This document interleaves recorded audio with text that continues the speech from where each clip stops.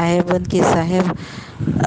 भैया मैं ऐसे ही बोलती हूँ कि बार बार आपने वो यूट्यूब में भेजना क्या आप साबित करना चाहते हो, क्योंकि 3 बरस पहले मैं बोल चुकी हूँ और मुझे गलती थी, मुझे अज्ञान था, मुझे नहीं पता था, मेरा विवेक जागृत नहीं हुआ था। बाद में उसकी ऑडियो सुनी, बाद में मुझे पता लगा कि वो तो मुझे सही कह रहा था, मेरी बड़ी गलती हो।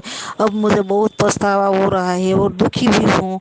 तो आप बार बार उसमें भेजने से क्या साबित करना है चाहते हैं? जो लोग जागते हो तो उससे जागने तो दो साहेब, क्योंकि अब मुझे कुछ भी प्रश्न नहीं था, नहीं है साहेब।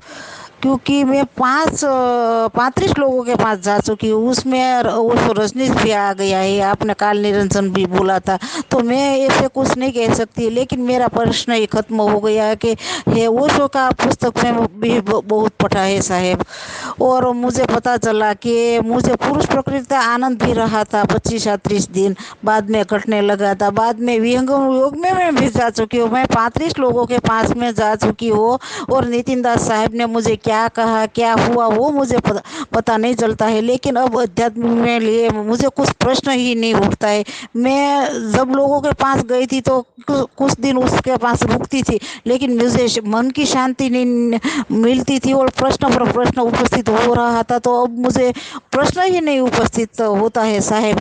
तो आप मेरी लांगनी, आप मेरी फीलिंग क्यों नहीं समझ सकते हैं और बार बार उसमें भेजते हैं साहब? मुझे उस साहब नितिन दास साहब से बोलने से बहुत पछतावा है, बहुत दुखी हूँ। लेकिन आप क्या साबित करने चाहते हैं वो मुझे पता नहीं चलता है साहब।